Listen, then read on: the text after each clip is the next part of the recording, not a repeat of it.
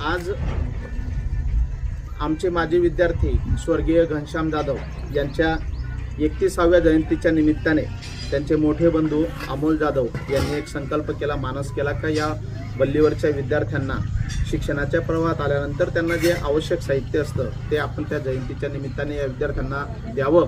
आणि अतिशय चांगला मानस, एक चांगलं स्वप्न, जे घनश्याम हा माझा विद्यार्थी होता आणि अतिशय हलाखीच्या आणि अतिशय कठीण परिस्थितीमध्ये तो जीवन जगत होता आणि त्याने सुद्धा स्वप्न पाहिलेलं होतं की आपण शिकून सवरून काहीतरी मोठं व्हावं। परंतु परमेश्वराने किंवा नियतीच्या काळाला हे मंजूर नसेल आणि त्याला आपल्यामधून त्यांनी हिरावून नेलं। ते एक मोठं दुःख या कुटुंबियांना होतं। आपण खूप मोठे व्हावा, आपण समाजात काहीतरी नाव कमवावं, हा उद्देश तुम्ही डोळ्यासमोर ठेवावा आणि समाजात एक स्थान आपलं निर्माण करावं अशी मी आपल्यासमोर अपेक्षा व्यक्त करतो। आणि